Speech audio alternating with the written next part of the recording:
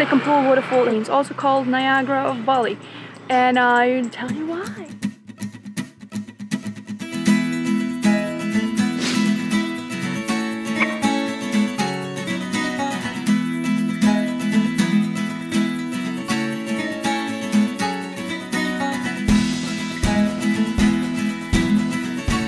I have been to quite a lot of waterfalls in Bali so far, and if you've seen any of my videos or if you want to see more Bali content, give me a like and subscribe, because there will be more, and there has been more, so just check out other playlists. I'll drop the link below.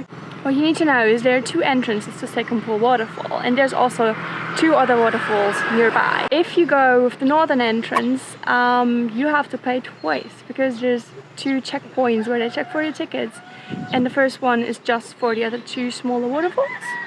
And if you want to get to the actual one, you have to pay again. So that's why I recommend taking a little detour and going from the southern entrance, because that way you descend onto the waterfall. There's like 100 stairs, and it feels like you're walking for half an hour to get to the waterfall. But right at the entrance, there's also a tiny waterfall, which you might just look at. It's not grand or like exciting, but there's nice rush over the cliffs. You have beautiful views over the wooden forests in the valley.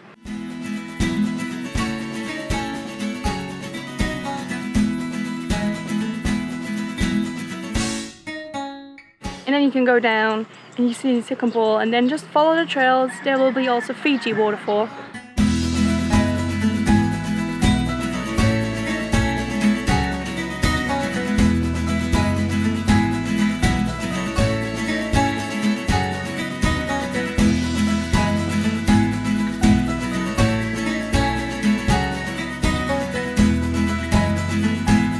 If it has rained, it will be very wet, so it's highly recommended to wear like really good walking shoes that are waterproof, or that you can wear in water. There's aqua shoes, or like aqua yoga shoes and hiking shoes. Like, you should wear those, because it's not safe to wear flip-flops.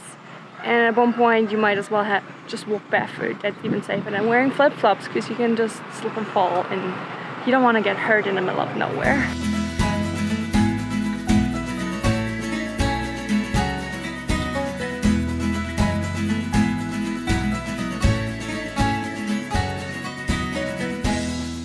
One thing that's really good with Sekumpul Waterfalls, also with Fiji Waterfalls, is there is a pool that you can swim in. So you can climb over some wet rocks and get to the little pool. It's a bit tricky. It's not, you know, like an easy way to get to the water, but it's worth it. And you can go straight up to the waterfall.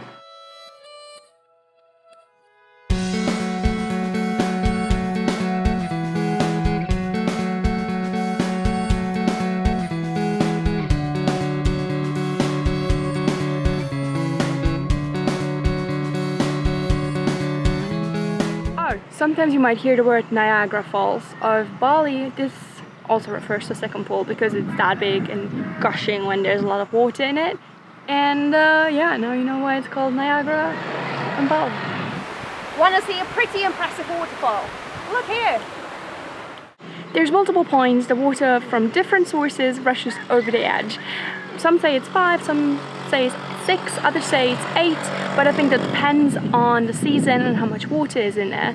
So basically there's 2 sources. One of them comes straight out of the mountain, which means that no matter the time of the year, the waterfall on one side will always be really nice and clear. And if you go during rainy season, which means that there's much more waterfall and it will be much more impressive, the other side of the waterfall, which is fed by a river, will be quite murky and brown. Just so you know. You might wonder how to get to Sekumpul Waterfall, because, well, in Bali there aren't like public bus transportation systems to take you everywhere. You can get a taxi, for instance, from Lovina, and they take you there, or take a Gojek, but I wouldn't personally go with a Gojek bike to the mountains and the waterfalls, because driving a Gojek is already very adventurous enough, because they are quite fast and they always look at their phones, and I don't personally feel safe, so I'd rather prefer myself driving there. But it's also very challenging because you have to go down, like, first up into the mountains. There's a lot of windy roads and it gets wet because of all the humidity, so you have to be really careful. And then it goes straight down, like super steep. There's a lot of rocks and pebbles, and it's not an even out path by any means. It's very challenging, and I was cursing a lot. So if you're not a secure and confident and experienced scooter driver, I recommend you just book a tour. There's so many tours out there that are already pre-arranged, and it includes Sekumpul, and there's more things you can visit. For instance, in Munduk, there's Munduk Waterfall, there are lakes, there are the selfie spots of Vanagiri Hills, and then there is the water temple. And yeah, there's so many things you can see in a tour, and then it's much more worth it, because if you just go on a day trip to just one waterfall, I don't know, it's a bit underwhelming. There's so many other things you can visit as well. So I recommend doing that. And I put some below if you need some research done. I've done it in the link. But if you travel during rainy season, know that it can become really slippery to get to the waterfall, because you never know when it's going to rain, so always have your poncho with you. And also the roads are getting flooded a lot, so if you can, you should visit before or after rainy season, because then the waterfalls are beautiful and you have high temperatures and it's still gorgeous outside. It's not too hot, it's not too busy, there's not so many tourists, because Sekumpul might not be like the most visited place in Bali, but it's still pretty popular and quite well known, and you can easily get there from Lovina.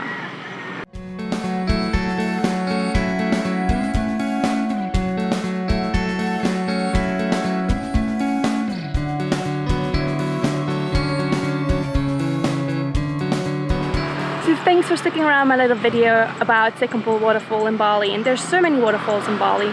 This is just one of them, and I made videos about others, and I will make more videos, but I'm curious, do you have any more suggestions where I should go or what I should cover? Maybe I've been, like, there's a good chance I've actually been. You can check on my blog if you want to see where I've been, or if you need some travel information with addresses and what to pack and like more detailed information. It's in the link below on the blog, and I hope to see you around. Stay travel-tastic, and bye!